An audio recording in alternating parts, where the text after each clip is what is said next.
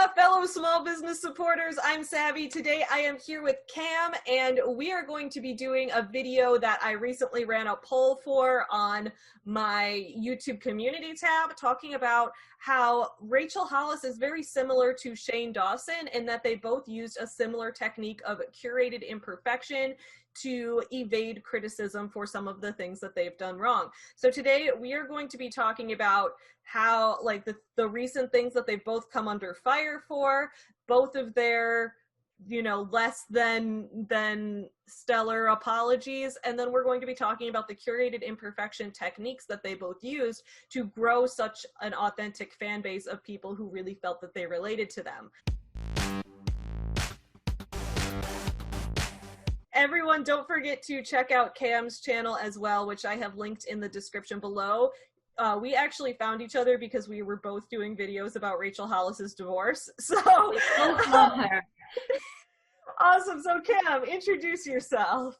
Hi guys, I'm Cam. I do commentary, and I actually started off making content about Scotland, and I'm now kind of transitioning into full-on commentary.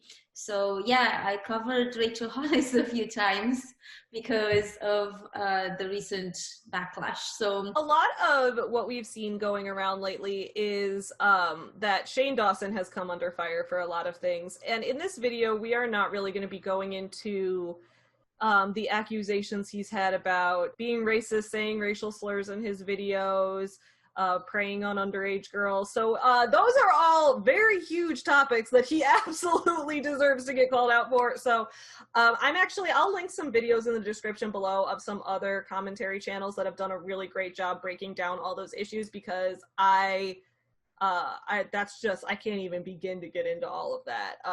But the fact is, he has been called out for a lot of things that he's reasonably done wrong, but a lot of people have asked, why did it take so long? Shane Dawson has been one of the top creators on YouTube since like 2008. And it's like, he's been on this platform for like 12 years doing well. He's like one of the most subscribed to channels of all time. Why did it take so long for people to start noticing that he had a pattern of doing a lot of really awful things? And I thought, because I used to be a fan of his, so I'm going to talk about, and so this is fun because Cam was not a fan of his, and I was a fan of his. And I think it'll be interesting to talk about how he was able to evade criticism for so long, because it's exactly the same way that Rachel Hollis evaded criticism, which was through curated imperfection, which we will be talking about as it was written about in this one article. And unlike Rachel, I think we need to cite our sources. So yeah, so we were looking at this article by BuzzFeed called "Girl Wash Your Face" is a massive bestseller with a dark message. So yeah, so Girl Wash Your Face is a massive bestseller with a dark message. Oh, author's name is Laura Turner. Credit goes to Laura Turner, who did a fabulous job writing this. Curated imperfection. So right, you said Laura Turner coined this term? I think she did, because the article says the internet has given rise in the last few years to a phenomenon I've come to call curated imperfection. So from that, I'm assuming that she coined this term. So credit to Laura Turner, because that is a perfect term to describe what's going on here. Yeah. Yeah. Then down here, it kind of talks about she wants to be relatable, and she is to many thousands of women in her blog posts and her speeches and her best-selling book. I'm not an expert. I'm not a guru, Hollis told the Associated Press in September. And then she talks about, yeah, anything I've done has always been like your girlfriend telling you what works for her. So yeah, Hollis is all of us, overloaded, exhausted, smiling through the long days of work, childcare, meal prep, relationship highs and lows. Only she doesn't have to try it all, or is she trying the hardest? It's interesting because I read somewhere, I wish I could remember that, but I read somewhere that someone made this comment about their Rise Together. So the Rise Together conference is where Dave and Rachel were giving marriage advice to people. That cost a lot. The most expensive tickets were $1,700. Yeah, right here. Yeah. Yeah, exactly. And they didn't include any, no hotel rooms, no travel. So all of that was the VIP ticket. So there were tickets as low as $300. But I'm like, have you been to a concert? It's not $300. Like, you know, why is Rachel worth, like, the minimum is $300? Anyway, so somebody made this comment that it felt like they were just out for dinner with friends. Like, they weren't really giving any kind of advice. They were just talking about their sex life and their like dating life and stuff. And that's interesting because she clearly gives this impression to most people, and also when she's just by herself, not only when she's with Dave on a Rise Together conference. Yeah, and that's the idea, right? Is like, let's make it seem like this person is just your friend. And that, I think, is exactly the same thing that Shane Dawson is doing. So the overall thesis of this video is basically that Rachel Hollis and Shane Dawson, and probably a lot of other influencers who are like them, have both used the same tactic of curated imperfection to create this persona that they are your friend, that they are not a celebrity, that they're just like you. And because they've created that image of themselves, you as a fan feel awkward criticizing them, because you don't feel like if you were to criticize a major celebrity, like, that's fine because it's like, oh, they're so big, this won't hurt them, this will do nothing. But when it's someone who has created this image of being the same kind of person as you and having some kind of parasocial emotional connection with you, you feel guilty criticizing them because you're like, oh, I know what they've been through, they're just like one of my friends, I don't want to hurt them, even though you can't hurt them, right? Like, they have so many more connections than you do, you can't hurt them, but you still feel guilty about it. And when that happens in mass, both of these people and all the other people using the same tactics end up going years and years and years and never getting criticized for the people that they're hurting or the things that they're doing wrong. And I think that actually goes down to, if you think about it, this goes down to our idea of influencers. And I think it's that kind of almost like the definition of the influencer is evolving, because it started off with these people who had perfect pictures and, they had everything right. The lighting was right. The set was right. Their pictures were always perfect on Instagram or whatever. Their videos are always very, very well lit. And I think that the reason why we relate a lot, and it's called curated imperfection in the first place, is because they're going against that trend. They're like, oh, I'm not a real influencer. Look at me. I have holes in my t-shirt. I haven't showered in 2 days. I'm not like those guys who are perfect and, who are face tuning every picture to make sure that they look perfect or something. I'm just like, just me. I'm like you. So I think this is an idea that's basically kind of just evolved, and we haven't yet like named it. We haven't yet called it, if it makes sense. Like, we're not, because it's hard for me to put Shane Dawson next to, even though they've been in everything together, but Shane Dawson next to Jeffree Star. Look at Jeffree Star. He looks perfect. His makeup is intact. Like, you'd think, oh, Jeffree looks like an influencer and Shane doesn't. So this is a video that actually I was thinking, because I think that, and I'm not, here's the thing, it's hard for me to say what someone else's motivations are because I'm not a mind reader, but from the outside, it appears, and this video is not about Jeffree Star, I could go on forever about how he's racist, he's the cause of so much drama, that he's the common denominator in everyone's life getting ruined. I think he blackmails people, but there, again, I'll link more videos in the description below to talk about him, because if I talked about him, this video would get so off topic. He's a whole problem himself. But this video right here, I think, was a perfect example of Shane using that curated imperfection, because it almost seems like if he becomes friends with someone like Jeffree Star, who is always, has an image that he's always upholding. He's always, a lot of people I know don't think Jeffree Star is attractive. He has a look, he has his own look, but he's consistent with it. So he has a specific makeup look that he does. He's always dressing in fancy clothes, like all the time. He's always has this very clean, exact image.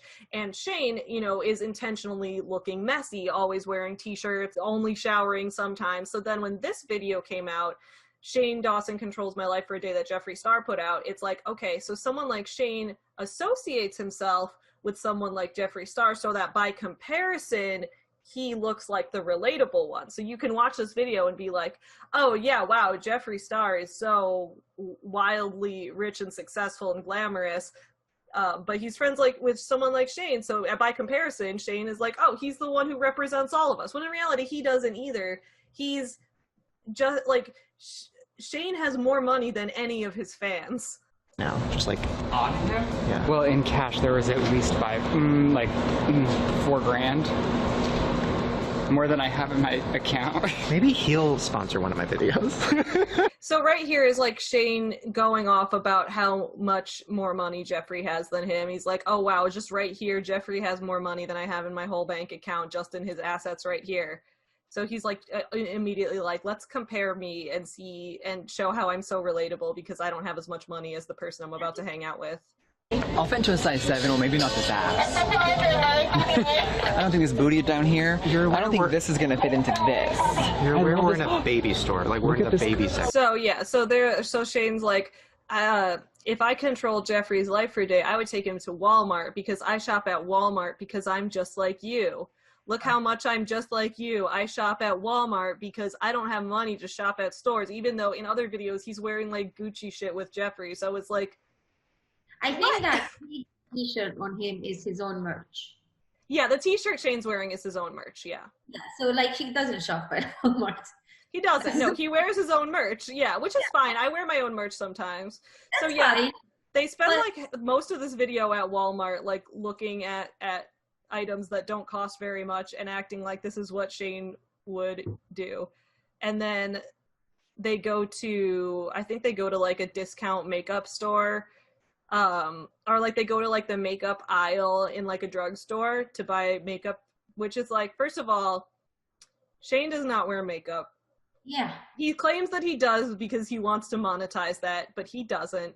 Shane is like, look how much I'm just like you. I'm with my friend who's so much richer than I am, and I'm the one that you're supposed to relate to. So he becomes relatable.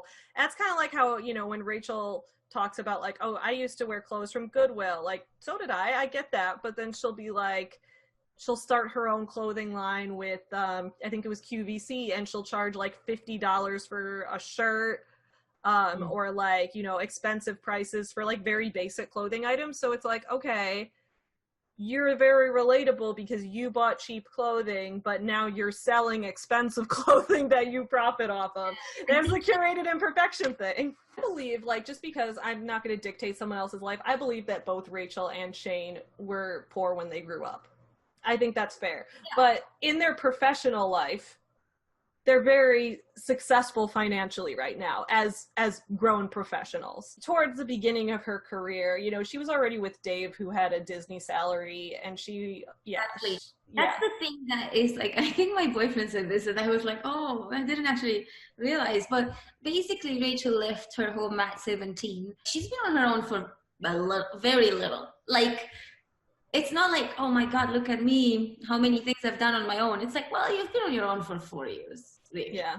Because you moved from your parents' house into this guy's house with a break of 4 years. Maybe even less than 4 years, because they could have been living together before moving. Yeah. Before getting married, sorry. So it's not, do you know what I mean? The idea of, look at me and how much I've accomplished on my own while my husband makes like more than $1 million a year. Like, is it really on your own? Is it really on your own? And that's the thing, is like the concept of self-made is very fluid. There's not really a clean-cut concept of it because everyone does have a series of advantages and disadvantages in the world. And I'm actually, in the business book I'm writing right now, I have a whole chapter where I talk about this, how I could frame my life as Savy was born to a low-income single mother from the south side of Chicago, and then Savy went on to buy a home at 23 and become a successful business owner. I could frame it that way, but that's misleading because it's like, yes, that's what happened, but my mom got married to a guy who eventually adopted me and became my dad. Then they were able to build a more financially stable life as I was growing up. And then I got married to someone whose parents had recently come into a lot of money. I didn't marry for the money, but I did marry someone whose family had a lot of money, and they were able to loan us money for our down payment. So it's like, I came into a lot of advantages purely by luck. Yeah. So it's like, in that case, like, I could say, look how self-made I am. And to an extent, I think I am. But like, there's somebody who's going to not have had the same advantages, but then again, I don't have the same advantages of someone who has someone with entertainment industry connections or who was born into a family of millionaires or something. And so it's a spectrum. But I think nobody wants to recognize that because we all want to present a version of ourselves that shows us as having accomplished so much just by being so great.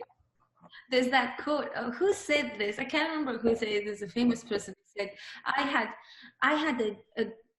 all I had was a great idea and $2 million. It's like, oh, okay. Yeah, it's like what Trump says, where he's like, my dad gave me a business loan of $1 million. Yeah. And it's like, to him, and in terms of business money, you know, business money is a very inflated sense of what we see as money. In terms of business money, in that industry, that's not a very big loan. But for the average person, we would not have a chance in hell of that kind of thing. So yeah, exactly. It's more than enough to get started, if it makes sense. Yeah. I think in your case, like what I would think of is very much what Rachel would be like. She's very much of, well, this is a powerful story. You know, this is being like, it's a rags to riches. It's a more powerful story than I married a rich guy and then I had all the time in my life to think about my idea until it happened. Because yeah, and she's right. It is a more powerful story, but also what audience are you appealing to with that? Because that's also the part that the part that annoys me most about MLMs and Rachel Hollis and all these like kind of motivational speakers and spiritual teachers and stuff, is that their audience is very much a vulnerable audience. Because I remember when I was listening to these videos and to the motivational talks and podcasts, etc., and I never actually spent any money. Maybe I bought like a book or something, but like I didn't actually spend any money on them. So I don't feel angry from that perspective, but I was in my lowest point. I was depressed. So you kind of like start just very much like you do, oh, how do I DIY this table or whatever? You'd be like, how do I get out of depression or whatever? You know what I mean? You do that when you're at your lowest point and you come across them at your lowest points.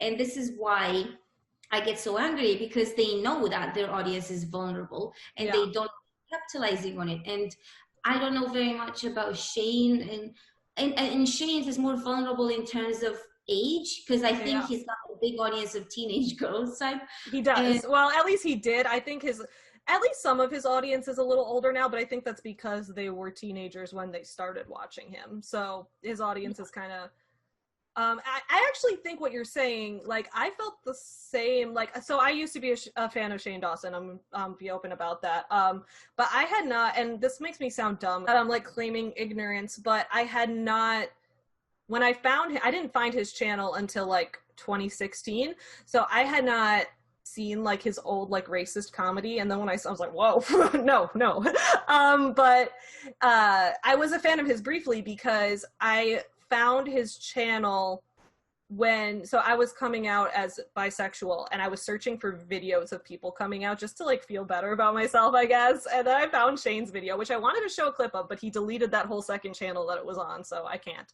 But anyway, he put out this coming out video and it was so well done and it was like so emotional and he hit like all the right points and talked and explained it in a way that was like so accessible about how like sexual orientation can be a spectrum, and he explained it so well and it made me feel like so much better about myself, and I just like got emotionally invested in him from there. And then I read his book, It Gets Worse, and in that book he talked about his struggle with body dysmorphia and with I think bulimia. And I have body dysmorphia as well, and I have OCD, and I think they're a little tied together. And he was talking about his life with mental illness and with body dysmorphia, and I was like, oh my god, like I'm feeling the exact same thing as you. Like you are explaining exactly what I'm feeling, and it was the relatability. I related to him so hard and in so many ways. Yeah. You looked for what you were looking for. Exactly. I was looking for people who were sharing experiences of the same things I was going through, and he seemed to be going through exactly all the same things I was going through. Yeah, and it's also occasionally I mean, this is again the cynic in me, but sometimes I do wonder to what extent they're saying something and we think we're hearing what we're feeling. Yeah, that's true. And only later you realize, oh, wait, maybe I don't agree with that. Because I definitely felt like that about Rachel, because there were definitely, I didn't get her book, but I listened to her audiobook. And I listened to the audiobook and I was like, oh, you know, this is nice. And only like afterwards, it kind of started to hit me. It's like, maybe that part was a little, but in the moment, I didn't, because like when you're in that vulnerable state, you're not necessarily thinking critically. You're not necessarily analyzing things through a critical eye. You're just more like looking for reassurance and more for, I don't know, I guess to feel better, to just feel that you're not alone, all that stuff. And that's what they offer. That's the relatability thing. It's like, you're not the only one who's going through this. We're all kind of similar, all that stuff. And that's a very good, reassuring feeling, especially when you're going through a stage like that, like you're coming out, or like when I was depressed. Exactly. Yeah, so exactly. That's so hard. They know that. They know that very well, and they push it really hard. And this is why I get pissed off, because it's like, you know what you're doing. Like, yeah. And it's like, to an extent, and this is where I get torn, right? Because I'm like, I want people with a big platform to talk about these issues. I want them to, because it's important that their fans who might be going through something know that they're not alone, and know that there's resources for them and those kind of things. So I like, on the one hand, I want them to talk about it, but on the other hand, I feel like it's the fact that I felt like I could relate to Shane. You felt you could relate to Rachel, and we felt like we could relate to them, and because of that, they were able to like profit off of us. Yes. That was the problem. It's that it then turned into like curated imperfection, right? The fact, and it would have all been fine if they had talked about these things, continued to advocate for these things, and then not tried to make money in problematic ways. So I think that's kind of the difference, is like, how do you then use like, if you gain influence from relating to people, how do you then use it? How do you use your leadership position? Is it to continue to advocate for those causes, or are you going to start trying to exploit your fans and your connections for profit? And that's, I guess, where I kind of want to get into the fact that both Rachel and Shane have created content, whether books, videos, movies, whatever, that used their experiences to create something that was unethically created, if that makes sense. Like, we talked about, like, Rachel had a show on Quibi. I've done a review of it, where in that show, she was giving a lot of advice. Like, she's talked about, you know, she's had anxiety, she's dealt with mental health issues. I'm glad she's open about it, but then she uses that to give advice that she is unlicensed to give. She talks about, oh, here's how you can overcome reliance on alcohol, but then in another clip talks about how she still drinks alcohol, she still drinks champagne when she accomplishes something. I'm like, okay, well, even if you were never like a full addict, even if you were never completely an alcoholic, like, you might have fans who are, and they could be listening to your story and being like, oh, so you still reward yourself with alcohol for things. Maybe I can use alcohol as a reward. And then they never end up overcoming their addiction. So it's like dangerous advice that she's not giving in the right way because she's not qualified. I've seen an interview with her, and they were drinking wine, and she was saying in that interview, it's with Ed Milet, and she was saying in that interview, oh, I just posted a picture on Instagram holding a glass of wine, and lots of people were annoyed in the comments. And then he said something like, oh, well, we're drinking wine now. And she said, oh yeah, we've just offended half of America. And the thing is, I'm like, I don't give a shit if people are drinking wine. I drink all the time, yeah. A recovering alcoholic and be drinking wine in interviews, even if, let's say, you are kind of like falling back on it or something, at least for the image. I don't know. I would be aware of it. I would be like, I've been saying I don't drink, so let's just put this out of the frame. Like, but not even to that, like how can she call herself a recovering alcoholic and be drinking in pictures of Instagram and in interviews? Like, I don't understand that. Yeah. Unless that's the story she's using, again, to become relatable. I feel like she probably did rely on alcohol too much, but I think she probably never had like an addiction, like never crossed the line into addiction. So I think the story she was probably trying to tell was about being reliant on alcohol and then learning to cope in other ways and use alcohol in moderation. But I feel like she wasn't clear on that. She presented herself as having a drinking problem, And I've even had Rachel's fans come in my comments. Like, I did a video reacting to her Made for More documentary. I did a video reacting to that, and I played a drinking game where I was like, I'm going to drink every time she says, like, a business cliche. I'm going to drink every time she appropriates feminism for her own profit, whatever. So I did that, and then in the comments, I had Rachel's fans being like, how could you drink reacting to Rachel when she's overcome a drinking problem that's so insensitive? And I'm like, she still drinks. Yeah. What are you talking about? And she wasn't even saying in that interview when they're talking about drinking, she wasn't even saying that it's a problem because she claimed that she almost got to the stage of being an alcoholic. The problem was the religion aspect. Oh, yeah. So, and I was like, because then after that, after like months later, I found out about the fact that she stopped drinking, or she attempted to stop. I don't know what happened there, but I was like, no, because she was just saying that the pillar of her faith is love your neighbor. So it was more like from the Bible's perspective. It wasn't. She didn't even touch on the fact that she wrote about being an alcoholic. I was like, oh well, I guess we can call her an alcoholic. We just someone who drank too much. Yeah, Rachel was giving unqualified advice in that way, and we can connect that with, I know, so I also want to get your perspective because I know that you like to create documentaries, so you actually, and I work in journalism, so we both know what real reporting ethics look like. Shane Dawson has decided that he is a documentary creator, which at first I was like, I like seeing him try something new. I am here to see what he can do and learn about, like, because I'm like, his video work is really good, his editing is really good, but I know he works with other people on that too, so it's not all him. But still, I'm like, okay, let's give this a chance and see what it's like. And I know you watched the one on Tana, and I watched the one on Jake Paul, and there was what? With Jeffree Star. Oh, the one with Jeffree Star, yeah, and that's probably the best example of non-documentary. Yeah. So there were a lot of ethical issues. So yeah, if you can, yeah, what were some of the, I guess, journalistic ethics issues you saw in those? Yeah, so I think I make documentaries. I direct and produce, and I started off with like short form for social media, like BBC Three, BBC The Social, things like that.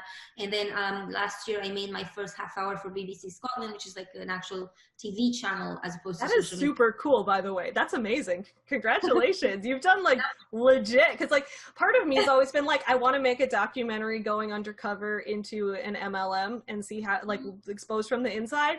But like, you've done legit documentary work. I'm just dreaming about it. You've done it. Guys, subscribe to Kim. She does great documentary work. Exactly. Subscribe, please. Basically, the thing is, I guess the biggest problem, you can see this in the Tana Mongeau one, and probably in the Jake Paul one, and probably in all of them, because it's just people tend to like fall into a certain style, if it makes sense. But I think the most obvious one is in his series with Jeffree Star, because that's where you actually realize it's not a documentary. You are meant to be objective. You need to be, it needs to be an outside perspective, and it needs to be an objective perspective. And you need to double, it's called fact checking. You need to double check your facts from at least 2 different sources with different biases. So anything that you say in your documentary, whether it's someone else's voice, your own narration, I don't care. Every single phrase in a documentary needs to be fact checked. You need 2 sources with 2 different biases to say that is correct. So if you say, for example, I don't know, the war started in 1918, you need to have at least 2 sources that confirm. So that's why you can't really make it about yourself, because like you will be very one-sided. You can put in whatever you like, and you can take out whatever you don't like.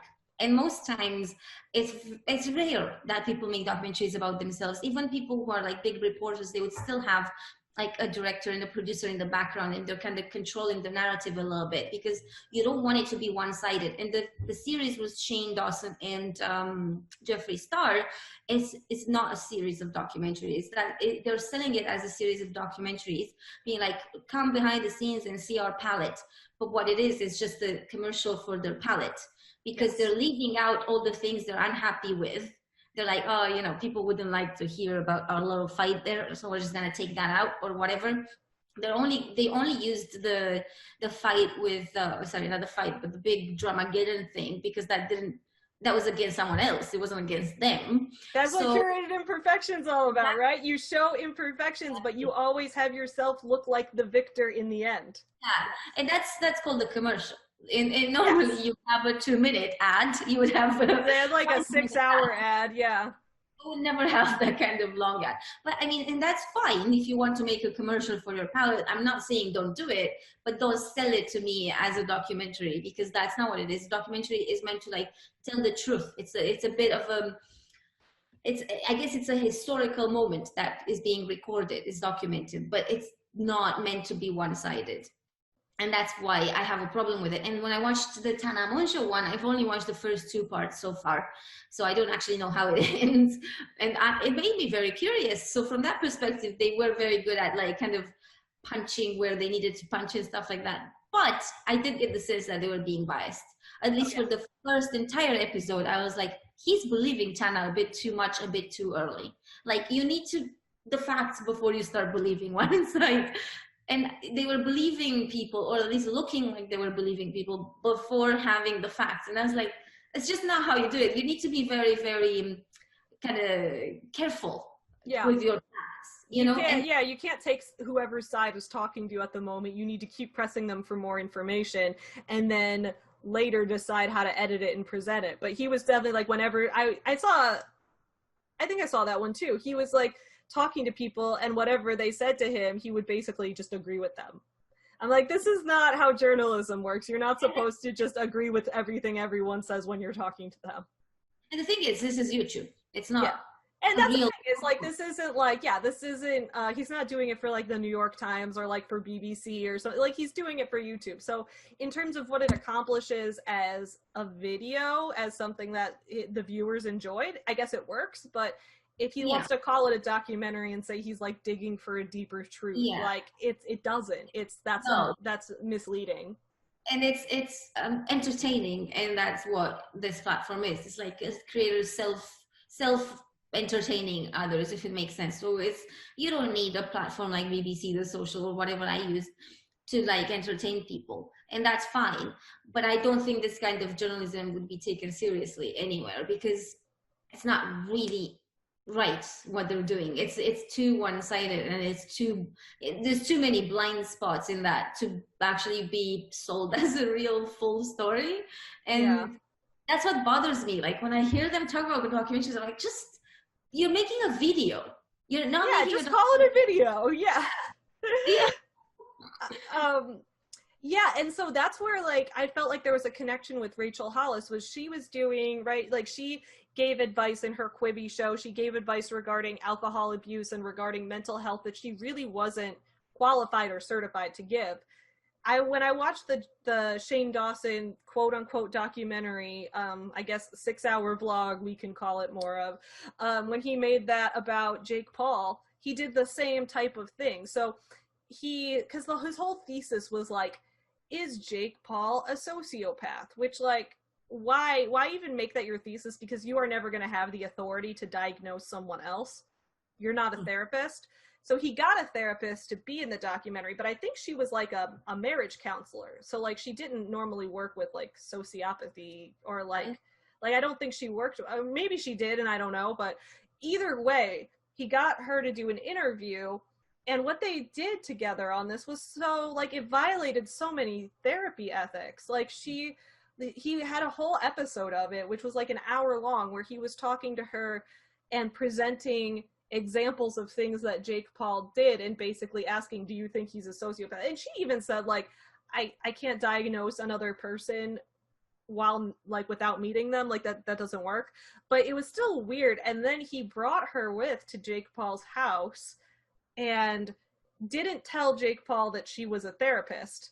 He just said that, like, he was bringing her to work on the documentary with him, and he didn't disclose that she was a therapist. He didn't disclose that she would be watching him and looking for signs of sociopathy. Like, there are so many ethical violations in that. And I was just like, and that's the same kind of thing, but it was like, it was hard to call him out for that, because I was invested in him and knowing that Shane had connected with me on a mental health level because he was dealing with the same mental health issues that I was. So I was like, oh, I don't want to like expose him for doing a bad job with mental health because like I relate to him in terms of we've both gone through similar mental health issues. So I know he means well or whatever. But looking back on it, it's like that was wrong, and he was able to get away with that because he had presented himself as this mental health advocate that had connected with people when they were at a lower point in terms of their own mental health. And so he was able to get away with that level of a violation on that, and it was like, whoa, that video did way more harm than good. And the thing, that's it. The thing is that it has the potential to hurt people. Like it really has. Like when the same thing, ethical issue, I guess, is happening with Rachel and Dave's divorce, because now everyone is, well, how could you give people marriage advice when you knew that your marriage was not right? We knew that you're not therapists and you're not professionals and you're not qualified. They said that, but we were looking up to you guys because your marriage seemed to be in a good place and your marriage seemed to be so amazing that actually you knew what you were talking about. So us looking at you having such a good relationship meant that listening to your advice maybe would improve our relationship. And that's the problem with people who are not qualified giving advice, because obviously they didn't. That was an image that they were faking, basically. Yes. That it was a social media image, but they didn't show on social media what's happening behind the scenes, and people were under the impression that they have this, like, what did she call it? Exceptional marriage. That's her. Yeah. Her little have an exceptional marriage. Our marriage isn't just good, it's exceptional. I was like, to be honest, I'm perfectly content with just having a good marriage. Yeah. I don't need mine to be exceptional. I'll be exceptional at other things. She said that their marriage is above their kids and stuff. And it's like, I'm like, I already can see how this is terrible advice.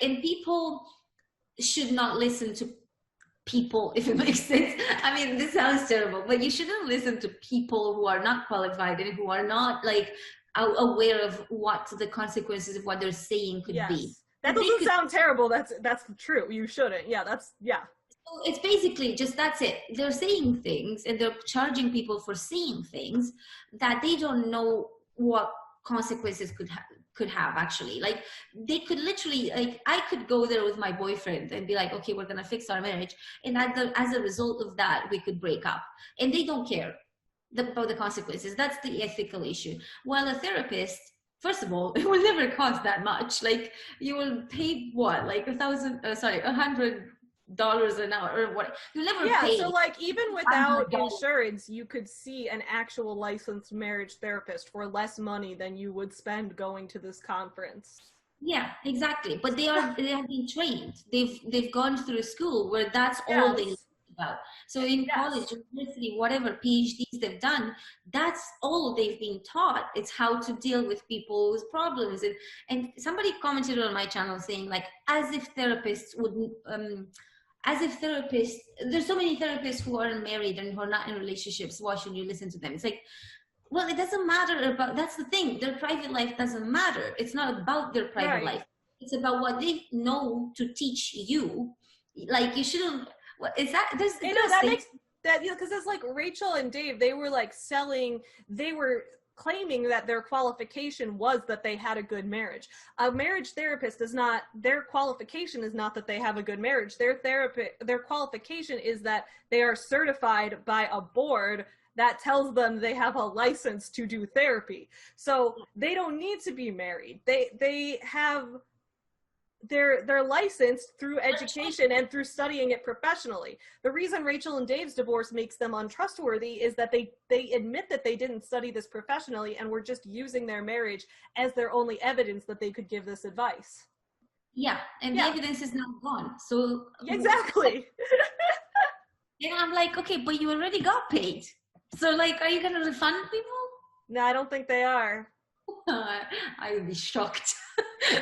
I think this is the thing. So we were talking about how the other main way that Rachel Hollis and Shane Dawson have used their curated imperfection is through the way that they both, when they do something awful, they release an apology that sucks and expect to get away with it. As you know, I did a whole video breaking down Rachel's apology to not to Maya Angelou, right, but to everyone who was hurt by the fact that she plagiarized from Maya Angelou. And so she did an apology, but it wasn't really an apology because she took no accountability. She blamed her team. Yeah, my team. My social media manager did this. Like, don't blame other people for what's on your social media. Did she ever blame her team when a post went viral for good reasons? Right, why is she blaming her team now, but when she has her posts do well and make her money, she's not like, thank you to my team for doing this post for me. Her team is only the one who did it when suddenly the post is bad. And also, as someone, like, when I made my last documentary, I had a team. So it's like, it's a freelance team only for, like, you know, whatever days. It's nothing full-time or whatever, but it doesn't matter what your team does. What matters is the product. So if your team fucks up, if I get a sound person who doesn't know how to do sound, that's not the team's fault. That's my fault, because ultimately the sound is bad. The sound is bad. You chose to hire that person. Yeah, you approved it. Yes. Like the channel will never be like, oh, but who's the sound? They don't care. They're like, the sound is bad in this. We want good sound. Fix it. I don't care who did it, what happened. I don't care. Like, they don't care, because what they want is the good sound. And that's what we want as an audience. We want the post, right? You want the post and you want the honesty behind the post. I don't care who fucked up and who posted and whatever. I'm watching Rachel's Instagram. I don't care what that was. And that's the thing, is that if Rachel's going to get the credit when things go well, she also should get the blame when things go wrong. She can't be like, oh, yeah, exactly.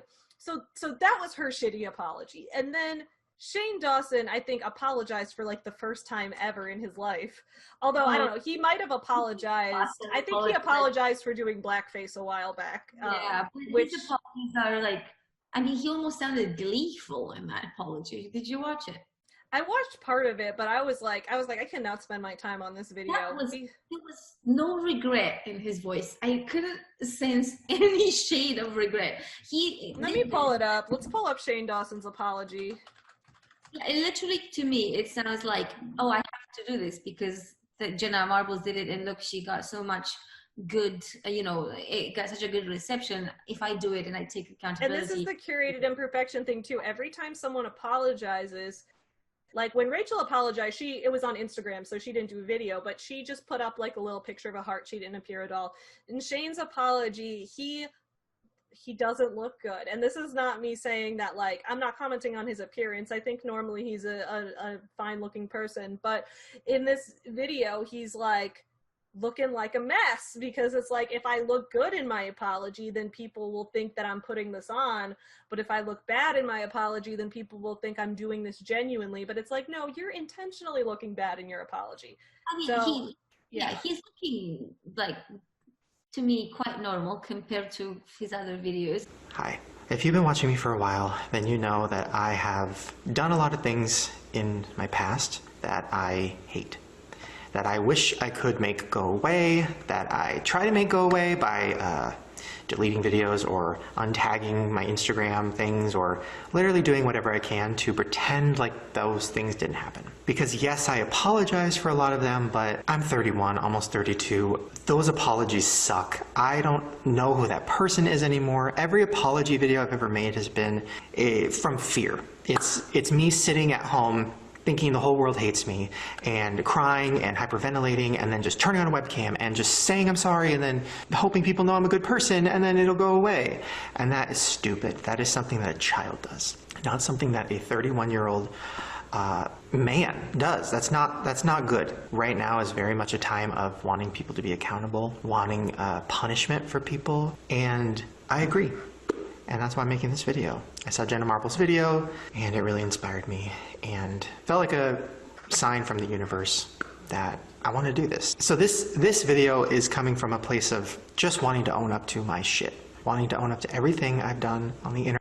I think it's it's weird that he compares it to Jenna Marbles, because Jenna Marbles made her video, like, nobody asked her to make it, right? Like, hers, I felt like, I didn't watch her full video, but I felt like hers was a genuine apology from what I did see, because nobody, like, people weren't, there wasn't like a large societal pressure on her. Like, sure, people had criticized her for things, but it wasn't like someone was out to destroy her channel or anything.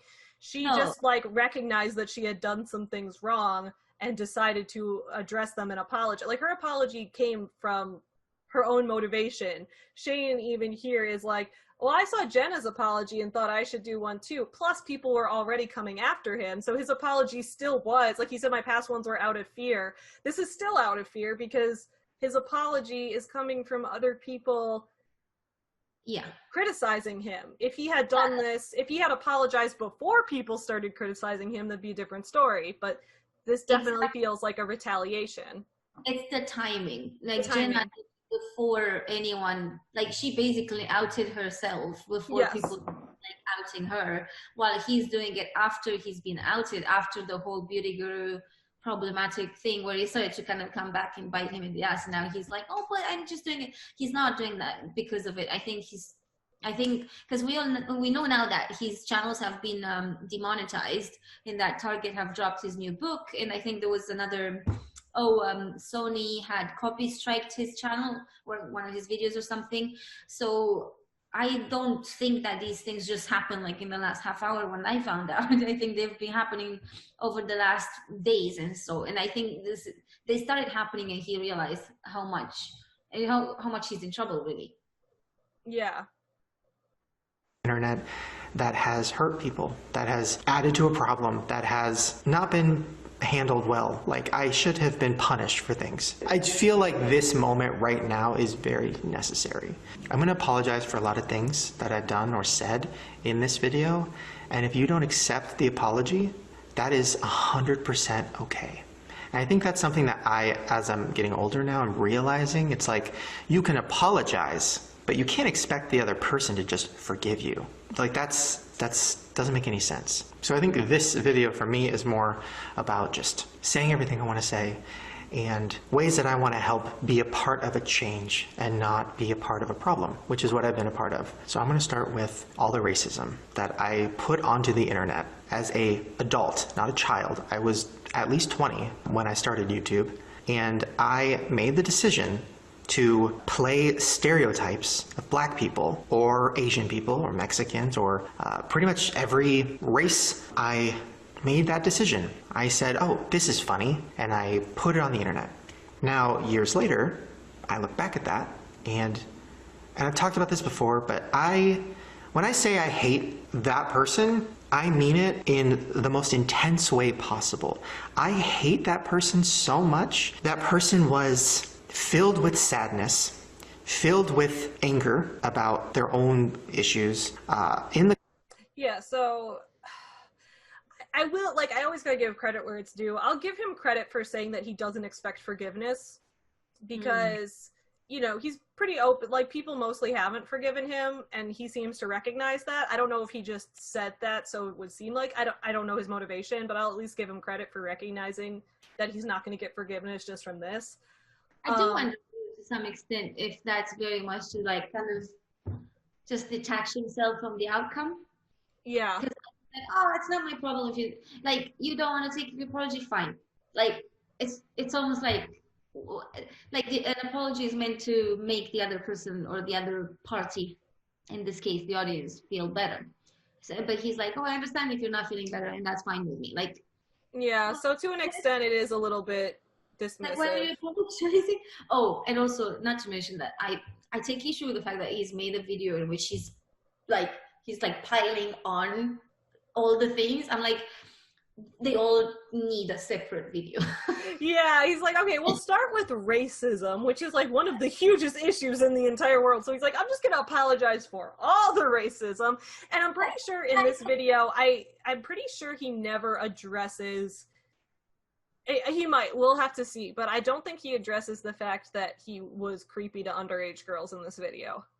Oh no, he doesn't. No, He that's the doesn't one address it. I apologize Which is for. like, that's one of the biggest things, like the racism, and again, that's why it could be a separate apology video, but he so far has not seemed to make one or hint that it's coming or anything, but like, he didn't apologize at all for literally.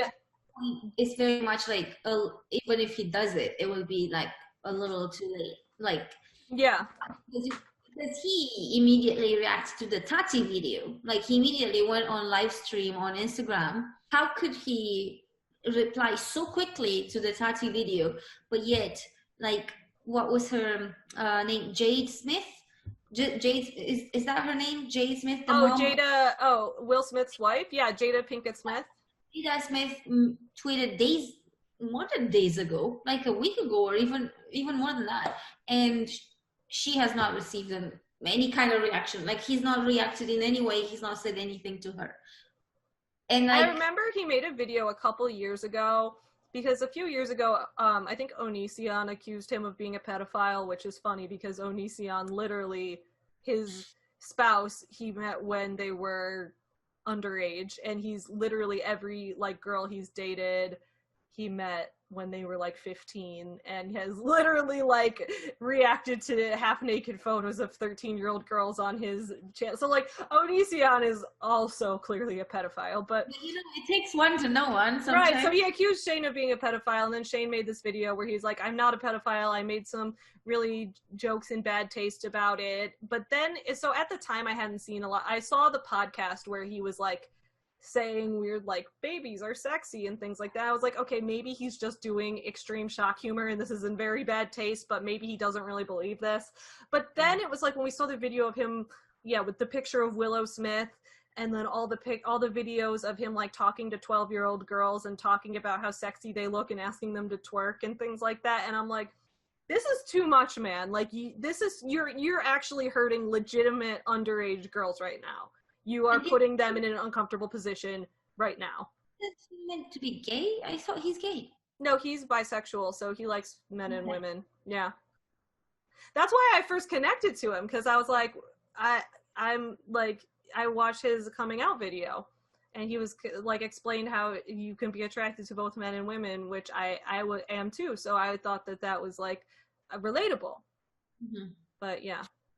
So no. I need to watch 20 minutes of him being like this.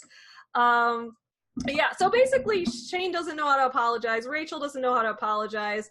I was going to say he did better because at least he didn't blame his social media team or whatever, but he did blame the person he was in the past, which is like, that's still you. And I do believe that people can change. I do believe that people can learn and grow. But he was he's been doing rude shit up until like recently. I was looking through the comments, by the way, and everyone is like, this is bullshit. Like nobody was buying this apology.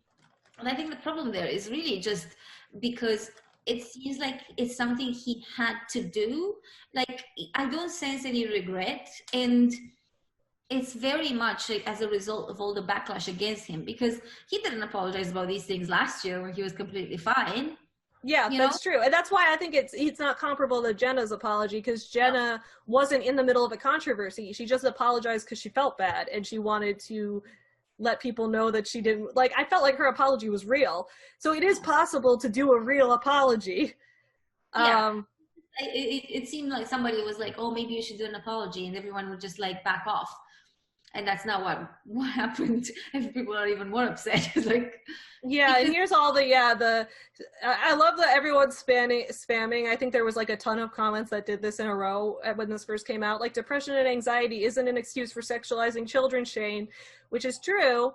Yeah, it's just like people are not buying. Oh yeah, so apparently up until 2019, he was still selling merch with his character Shanae, who I think was a black stereotype, and he was still profiting, like, and monetized and profiting off of the videos where he did blackface. So he's saying he's changed, but in reality, like, he was still making money off of his racist characters and his blackface. So So what do you guys think of all of this? What are your thoughts on curated imperfection? What are your thoughts on Rachel Hollis's apologies and Shane's apologies and the way that parasocial relationships and curated imperfection can cause certain people who are objectively celebrities, people who are way richer and have way more power and influence than the rest of us, to just kind of evade criticism and be treated as if they're our friend and they're among regular people like the rest of us. What are your thoughts on that? Please let me know in the comments below.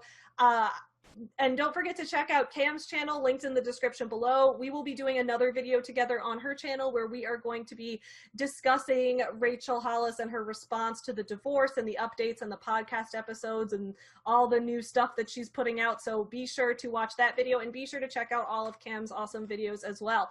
I will see you guys again soon, but in the meantime, don't forget to support small businesses. Happy Friday, everyone. You have that down to a T. I've made like 300 videos. Really? Yes.